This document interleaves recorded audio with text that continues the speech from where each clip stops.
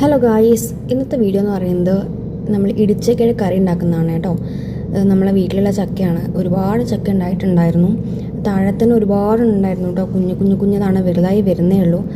മേലോട്ടൊക്കെ ഉണ്ട്. നിങ്ങൾക്ക് കാണുന്നുണ്ടോ എന്ന് എനിക്കറിയില്ല. ഞാൻ സൂം ചെയ്ത് കാണിക്കുന്നുണ്ട്. അത്രയ്ക്കും ചക്ക ഉണ്ടായിരുന്നു കേട്ടോ. നല്ല അടിപൊളി ചക്കയാണ്. ഇത് വരിക്ക ചക്കയാണ്.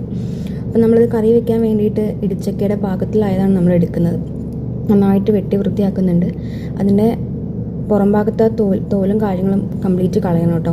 നല്ല രീതിയിൽ ചൊന ഉണ്ടായിരുന്നു. നിങ്ങൾ എന്താ പറയാന്ന് എനിക്കറിയില്ല. ഇവിടേക്ക് ചൊന എന്നാണ് പറയാം. ആ ചൊനയൊക്കെ നന്നാക്കി പോക്കിയെടുക്കണം. അതിനുശേഷം നന്നായിട്ട് ചെറുതാക്കി കട്ട് ചെയ്യുകയാണ് വേണ്ടത്. അമ്മ നന്നായിട്ട് ചെറുതാക്കി കട്ട് ചെയ്യുന്നുണ്ടായിരുന്നു. ഇങ്ങനെ അരിയുന്ന സമയത്ത് നമുക്ക് പെട്ടെന്ന് വെന്ത് കിട്ടും കേട്ടോ. അതിന് വേണ്ടിയിട്ടാണ് ഇത്രയും നൈസാക്കി അരിയുന്നത്.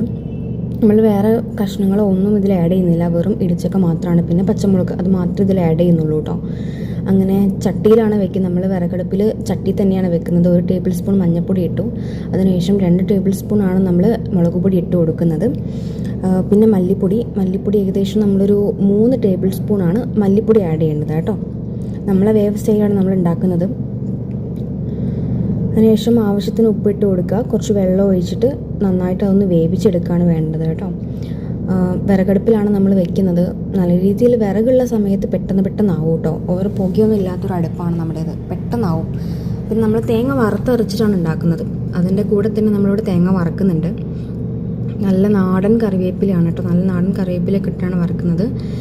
അത്യാവശ്യം 2-3 ചുവന്നുള്ളി അതൊക്കെ ഇട്ടിട്ടാണ്. വേറെ ഒന്നും നമ്മളിതിൽ ആഡ് ഓൺ ചെയ്യുന്നില്ല. ഇത് മാത്രമേ ചെയ്യുന്നുള്ളൂ.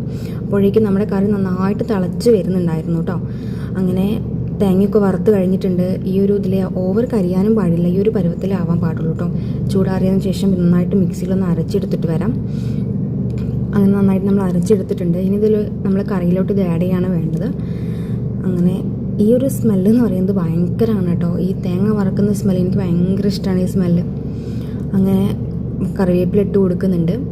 ഈ നാടൻ കറിവേപ്പിലേൻ്റെ ഒരു ഹൈലൈറ്റ് എന്ന് പറയുന്നത് നല്ല ടേസ്റ്റ് ആയിരിക്കും കറിയിലൊക്കെ കേട്ടോ. നമുക്കിവിടെ ഒരുപാട് നാടൻ കറിവേപ്പിലുണ്ട്.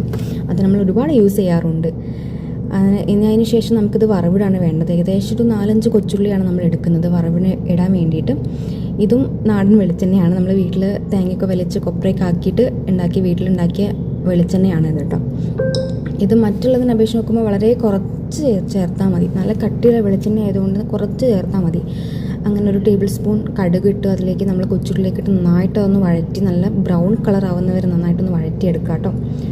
വളരെ പെട്ടെന്ന് ഈസിയായിട്ട് നമുക്ക് ഉണ്ടാക്കാൻ പറ്റുന്ന ഒരു കറിയാണ്. വളരെ ടേസ്റ്റുമാണ്. അങ്ങനെ വറവൊക്കെ ഇട്ടിട്ട് കറിയിലേക്ക് നന്നായിട്ട് സെറ്റ് ചെയ്ത് നമ്മൾ നന്നായിട്ടൊന്ന് മിക്സ് ചെയ്ത് കൊടുക്കാം. നല്ല ടേസ്റ്റാണ് കേട്ടോ. ഏകദേശം ചിക്കൻ കറീൻ്റെ ഒക്കെ ടേസ്റ്റ് നമുക്ക് വരും. അടിപൊളിയാണ്. എല്ലാവരും ഒന്ന് ട്രൈ ചെയ്ത് നോക്കാം വീട്ടിൽ.